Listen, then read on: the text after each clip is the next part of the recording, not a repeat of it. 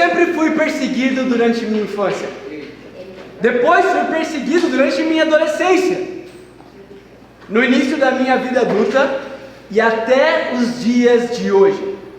Todos me diziam: o Pelé parou, o Santos acabou. Além disso, ficava o tempo todo me zoando que a torcida do Santos é pequena, que não enchiam nem a Vila Belmiro com 14 mil pessoas. Amém. De uma forma ou de outra, Deus escolheu que fosse assim, e eu tenho vivido com um pouquinho da cruz de ser santista, e cada um tem a cruz do time que torce. Mas o título da nossa aula hoje é Deus escolhe, porque Deus escolhe todas as coisas das nossas vidas.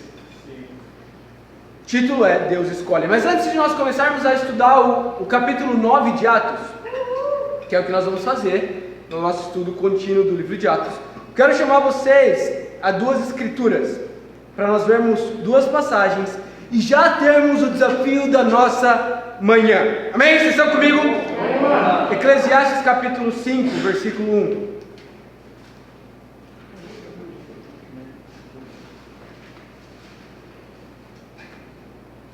Vamos lá, Luiz. Eclesiastes 5, versículo 1, a Bíblia fala: quando você for ao santuário de Deus, seja reverente. Quem se aproxima para ouvir é melhor do que os tolos que oferecem sacrifício sem saber que estão agindo mal. Ele fala: quando você for ao santuário de Deus, seja reverente. O que é o santuário de Deus, que é o correspondente do santuário de Deus na nova aliança, é o corpo de Cristo, a igreja. Quando você vai à igreja, seja reverente. Também lá em Hebreus capítulo 12. Vamos lá, David. Versículo 28, a Bíblia fala. Hebreus 12, 28. Portanto, já que estamos recebendo um reino inabalável, sejamos agradecidos e adoremos a Deus de modo aceitável, com reverência e temor, pois o nosso Deus é fogo consumidor. A Bíblia fala que já que nós estamos recebendo um reino inabalável, nós devemos ser agradecidos e adorar a Deus de modo aceitável, que é como? Com reverência e com temor. Então, família, algo muito importante nessa manhã para nós tomarmos como decisão é termos mais temor de Deus, porque alguns de nós não estamos agradecidos e não estamos cheios de temor de Deus. E a Bíblia fala que Deus é um fogo consumidor. Então é muito importante olhar para Deus com respeito e com temor. E o que é ter temor e agradecimento, temor e reverência de Deus? É estar agradecido, é estar aqui com todo o coração, é estar virtualmente com todo o coração, porque Deus é um fogo consumidor. Amém? Amém. E eu falo isso especialmente com relação aos nossos horários de culto. Então, eu quero dar um desafio prático para cada um de nós. Na semana que vem, o nosso horário de culto é 9h30. Prega, David. Nós vamos chegar todas às 9h30, nós vamos começar às 10, mas antes nós vamos ter relacionamento, amém? Porque aqui é uma igreja e nós vamos glorificar Deus juntos. Vocês estão comigo? Ensina, David. Muito importante nós termos temor. E se nós não temos temor de Deus, nós não temos por que estar aqui. Uau. E nós não estamos aqui para continuar, para permanecer, se não é por Deus. Então, meu chamado, meu desafio a você hoje é: tenha temor de Deus. E a maneira prática é, vindo à igreja, chegue às 9h30 na semana que vem. Sim. Vamos lá, Luiz.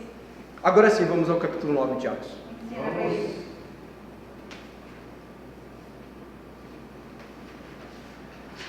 Atos capítulo 9,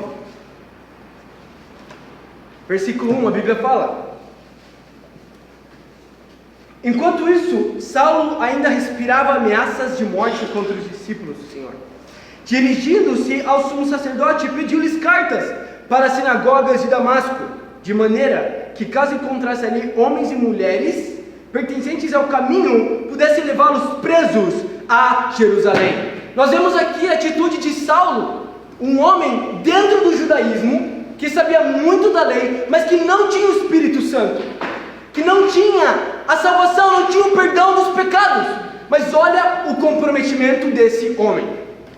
Qual era o comprometimento dele? Ir a qualquer lugar, fazer qualquer coisa para matar pessoas. E muitas vezes nós não estamos dispostos a fazer qualquer coisa por Deus. Nós temos que nos arrepender disso. Versículo 3: em sua viagem, quando se aproximava de Damasco, de repente brilhou ao seu redor uma luz vinda do céu. Ele caiu por terra e ouviu uma voz que lhe dizia: Saulo, Saulo, por que você me persegue? Saulo perguntou: quem és tu, Senhor? Versículo 6. Continua sobre o versículo 5. Ele respondeu: eu sou Jesus, a quem você persegue. Levante-se, entre na cidade, alguém lhe dirá o que você deve fazer. Os homens que viajavam com Saulo pararam emudecidos. Ouviam a voz, mas não viam ninguém. Saulo levantou-se do chão, abrindo os olhos, não conseguia ver nada. E os homens o levaram pela mão até Damasco. Por 3 dias ele esteve cego, não comeu nem bebeu. Em Damasco havia um discípulo chamado Ananias. O Senhor o chamou numa visão: Ananias? Eis-me aqui, Senhor, respondeu ele. O Senhor lhe disse: vá à casa de Judas, na rua chamada direita, e pergunte por um homem de Tarso, chamado Saulo. Ele está orando. Numa visão viu um homem chamado Ananias chegar e impor-lhe as mãos para que você voltasse a ver. Respondeu Ananias: Senhor, tenho ouvido muita coisa a respeito desse homem e de todo o mal que tem feito aos seus santos em Jerusalém. Ele chegou aqui com autorização dos chefes dos sacerdotes para prender todos os que invocam o teu nome. Mas o Senhor disse a Ananias: vá, este homem é meu instrumento escolhido para levar o meu nome perante os gentios e seus reis e perante o povo de Israel. Vamos parar por aqui. Nosso primeiro ponto: Deus escolhe o instrumento. Deus escolhe o instrumento. A Bíblia fala aqui que Ananias foi chamado como um instrumento também para ajudar na conversão de Saulo. Então isso é muito importante para nós entendermos. A conversão das pessoas é feita por Deus através de pessoas. Pessoas vão, pessoas ensinam, pessoas ajudam, e nós somos chamados a fazer isso, amém? Amém. Mas Ananias não somente era um instrumento, Paulo era um instrumento. A Bíblia fala no versículo 15 que Deus queria usar a Saulo como um instrumento. E a verdade é essa: Deus escolhe um instrumento. Deus escolhe não só o instrumento, mas como e quem deseja como instrumento. Não o instrumento escolhe ser usado pelo mestre. É muito importante entender isso, porque muitas vezes, justamente por falta de temor, por falta de agradecimento, nós queremos escolher como sermos instrumentos. Deus, eu quero ser usado dessa maneira. Mas Deus quer te usar de outra maneira. Por exemplo, 1 Coríntios capítulo 7. Vamos lá, João. Vamos lá, David.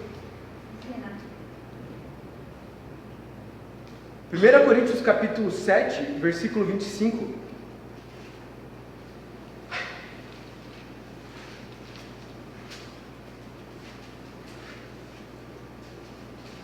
A Bíblia fala: quanto às pessoas solteiras, pessoas virgens, não têm o mandamento do Senhor, mas dou meu parecer como alguém que pela misericórdia de Deus é digno de confiança. Por causa dos problemas atuais, penso que é melhor o homem permanecer como está, como solteiro. Versículo 27. Você está casado? Não procure separar. Está solteiro? Não procure esposa. Mas se vier a casar-se, não comete pecado. E se uma virgem se casar, também não comete pecado. Mas aqueles que se casarem enfrentarão muitas dificuldades na vida. E eu gostaria de poupá-los disso. Versículo 29. O que quero dizer é que o tempo é curto. De agora em diante, aqueles que choram como se não chorassem, os que estão felizes como se não estivessem, os que compram algo como se nada possuíssem, os que usam as coisas do mundo como se não as usassem, porque a forma presente deste mundo está passando. Gostaria de vê-los livres de preocupações. O homem que não é casado preocupa-se com as coisas do Senhor, e a mulher também, em como agradar ao Senhor. Mas o homem casado preocupa-se com as coisas deste mundo, em como agradar sua mulher. Está dividido. Tanto a mulher não casada como a virgem preocupam-se com as coisas do Senhor, para serem santas no corpo e no espírito. Mas a casada preocupa-se com as coisas deste mundo, em como agradar o seu marido. Versículo 38. Assim, aquele que se casa com a virgem faz bem, mas aquele que não se casa faz melhor ainda. Uau! Deus escolhe um instrumento. E quais são poderosos instrumentos na mão de Deus? As pessoas solteiras. São incríveis, porque a Bíblia fala aqui que solteiro você se preocupa com o Senhor. E casado, além de ser, apesar de ser uma bênção, mas você se preocupa também com o seu marido, com o seu cônjuge, amém? Então, eu me preocupo com o meu cônjuge. Amém. Mas a Bíblia fala, segundo Paulo, que é uma honra ser um solteiro. Uau. É uma honra de Deus. Tanto é uma honra que o homem mais efetivo que nós conhecemos do Novo Testamento foi 100% da sua vida solteiro, amém, igreja? Amém. 100% da sua vida. E olha o impacto que Paulo causou nesse mundo. Então, algo que eu quero inspirar a nós, se você está no ministério de solteiros, amar o seu ministério. Por quê? Porque Deus quer te usar como um instrumento solteiro. Amém? Talvez algum dia, sim, mas Deus quer te usar agora, hoje, nesse momento, agradecido, com reverência e temor a Deus como um instrumento. Amém? Amém. Então Deus escolhe um instrumento. Se Deus quer te usar como um instrumento solteiro, não tenta ser um instrumento casado, não tenta ser um instrumento universitário, não tenta ser um instrumento no ministério infantil, tenta ser um instrumento como Deus te escolheu. E é muito importante entender que não é pecado querer casar, mas sim é pecado se amargurar com Deus se Ele não te ajuda a casar. Querer casar é incrível e todos nós podemos, como Paulo fala, querer, mas é importante entender que é pecado se amargurar com Deus se Deus não te dá o que você quer. Então, o primeiro ponto, Deus escolhe o instrumento. Vamos voltar a Atos capítulo 9. Estão comigo? Sim. Vamos lá. Boa noite. Atos capítulo 9. Versículo 16. A Bíblia fala: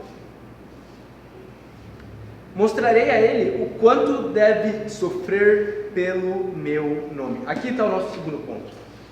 Deus escolhe o sofrimento. Deus escolhe o sofrimento. É muito importante a gente entender isso. Deus escolhe o sofrimento. Qual é o seu sofrimento hoje? Eu não sei. Mas Deus não somente sabe, Deus escolhe o sofrimento.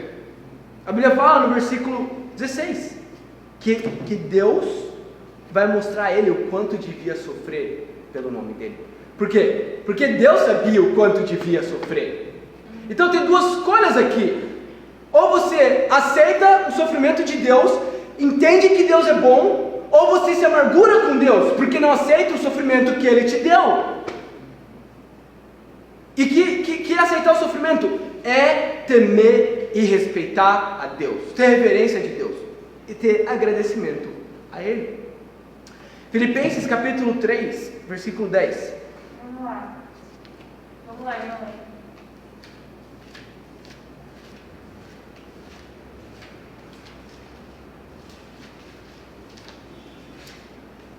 Filipenses 3:10. A Bíblia fala: quero conhecer Cristo, o poder da sua ressurreição e a participação dos seus sofrimentos, tornando-me como Ele em sua morte, para de alguma forma alcançar a ressurreição dentre os mortos. Conhecer a Cristo tem ligação com conhecer os seus sofrimentos. A verdade é que muitos de nós não queremos sofrer, e a verdade bíblica é que, como consequência, nós queremos limitar nossa vida espiritual. Porque a Bíblia fala, ela liga sofrer com conhecer a Deus. Conhecer como Jesus era incompreendido nesse mundo e também ser incompreendido nesse mundo. Conhecer o desespero de Jesus pela vida das pessoas serem salvas. Então, ter um desespero também pela vida das pessoas serem salvas. Deus escolhe o sofrimento. E se nós queremos ser bons homens e mulheres para Ele, nós precisamos estar agradecidos do nível, do tanto de sofrimento que Ele nos deu. Vamos voltar a Atos capítulo 9. Estão aí? Estão vivos comigo? Sim. Aqui estamos.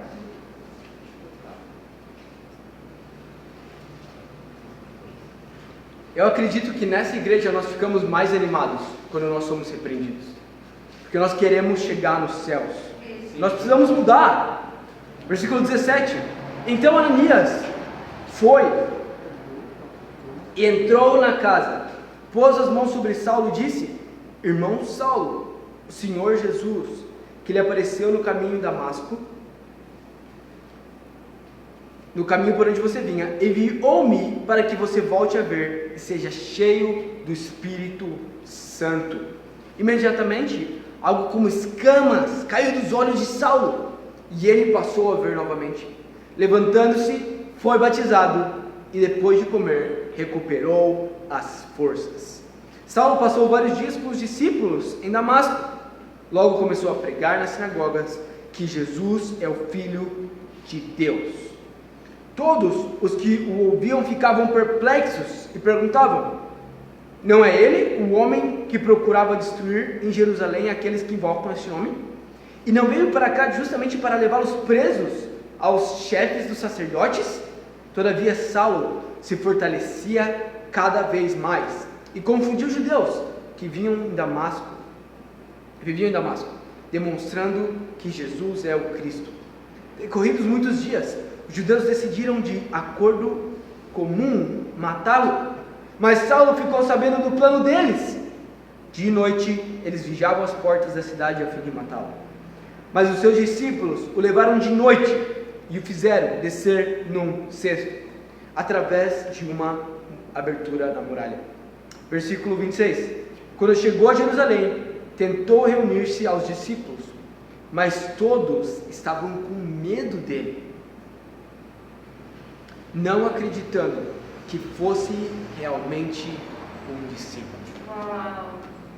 Uau, que loucura!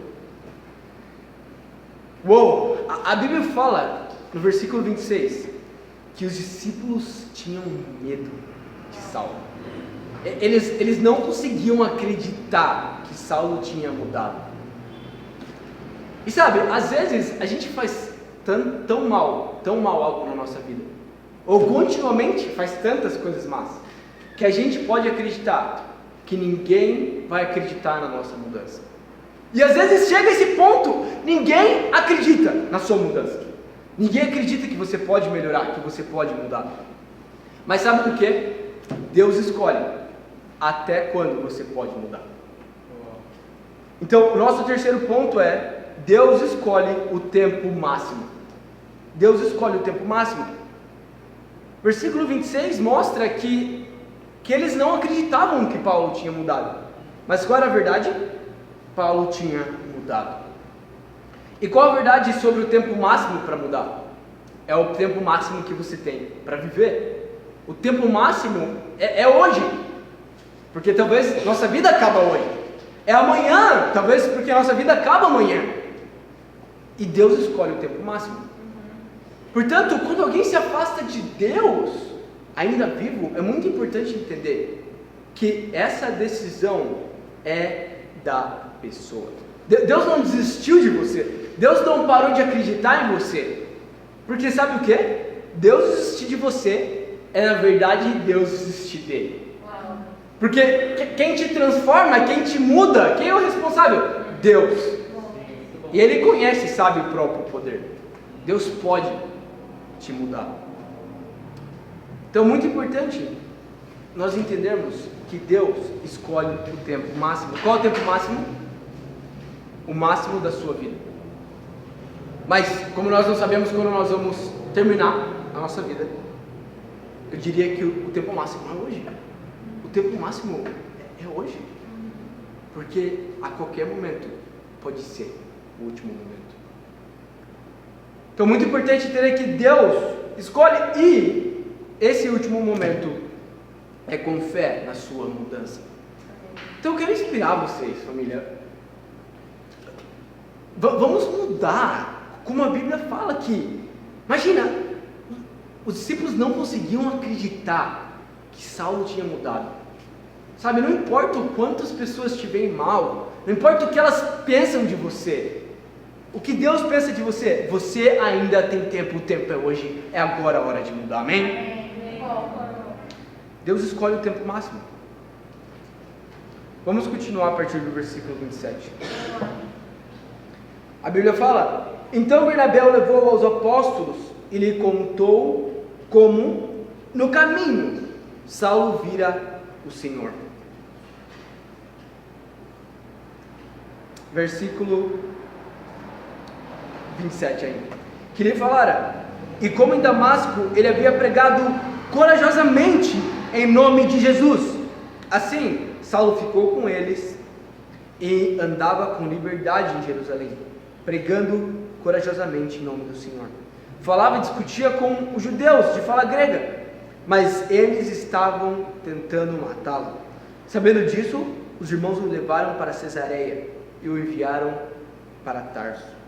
Então, aqui a gente vê que no início eles não acreditavam, mas depois eles começaram a acreditar. Por quê? Porque Paulo entendeu que Deus escolhe o tempo máximo era aquele dia, ele começou a mudar, e com o tempo, obviamente, as pessoas viram as mudanças. E assim é como ocorre conosco. Nós reclamamos que as pessoas não têm visão por nós, mas nós não mudamos. Mas não é justo que um ser humano tenha visão por você se você não muda. Só Deus tem visão por você se você não muda. E se você não confia na palavra dele, nunca vai entender que ele tem visão por você. Então é importante entender, Deus escolhe o tempo máximo, é hoje. Se você muda, pessoas também vão ter visão por você, amém? Amém. Versículo 30. Versículo 29. Falava e discutia com os judeus de fala grega, mas estes tentavam matá-lo. Sabendo disso, os irmãos o levaram para Cesareia e o enviaram para Tarso. A igreja passava por um período de paz em toda a Judéia, Galiléia e Samaria. Ela se edificava e, encorajada pelo Espírito Santo, crescia em número, vivendo no temor do Senhor. Versículo 32. Viajando por toda parte, Pedro foi visitar os santos que viviam em Lida. Os santos que viviam em Lida. Que significa santos separados? A Bíblia não traz o conceito de santos como pessoas perfeitas, mas cada discípulo é uma pessoa separada do mundo. E presta atenção, se você não é separado do mundo, é isso que eu quero dizer, você não é santo, e portanto, biblicamente, não é parte da congregação de Deus. Fala, os santos em Lídia, os santos, os membros da igreja, os discípulos de Jesus, os homens e mulheres separados do mundo. E nós temos que ser separados do mundo. Seriamente separados do mundo. Versículo 33. Ali encontrou um paralítico chamado Enéas, que estava acamado fazia 8 anos. Disse-lhe Pedro: Enéas, Jesus Cristo vai curá-lo. Levante-se e arrume sua cama. Ele se levantou imediatamente. Todos que viviam em Lida e Sarona ouviram e se converteram ao Senhor. Uau!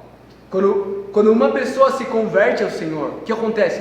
muitas pessoas se convertem ao Senhor também. É o poder de uma vida convertida, é o poder de uma vida transformada. Versículo 36. Em Jope havia uma discípula chamada Tabita, que em grego é Dorcas, que se dedicava a práticas boas e dar esmolas. Naqueles dias ela ficou doente e morreu, e seu corpo foi lavado e colocado num quarto do andar superior. Lida ficava perto de Jope, e quando os discípulos ouviram falar que Pedro estava em Lida, mandaram-lhe 2 homens dizer: não se demore em vir até nós. Pedro foi com eles, e quando chegou, foi levado para o quarto do andar superior. Todas as viúvas o rodearam, chorando, mostrando-lhe os vestidos e outras roupas que Dorcas tinha feito quando ainda estava com elas. Pedro mandou que todos saíssem do quarto. Depois ajoelhou-se e orou. Voltando-se para a mulher morta, disse: Tabita, levante-se. Ela abriu os olhos e, vendo Pedro, sentou-se. Tomando-a pela mão, ajudou-a a pôr-se em pé. Então, chamando os santos e as viúvas, apresentou-a viva. Este fato se tornou conhecido em toda a cidade de Jope, e muitos creram no Senhor. Pedro ficou em Jope durante algum tempo, com um curtidor de couro chamado Simão. O que Pedro faz? Um milagre. Pedro faz um milagre sendo usado pelas mãos de Deus. Ele ressuscita uma pessoa. E que a Bíblia fala no 42? Esse fato se tornou conhecido e muitos creram no Senhor. Qual a consequência de discípulos comprometidos como Pedro, como Paulo e como a igreja do primeiro século? Muitos criam no Senhor. E eu tenho fé de que se nós somos essas pessoas, muitos crerão no Senhor. Em conclusão, família, quero muito animá-los nessa manhã, inclusive com uma repreensão da parte de Deus para nós mudarmos, porque Deus escolhe o instrumento, Deus escolhe o sofrimento e Deus escolhe o tempo máximo. Amo muito vocês e para Deus seja toda a glória.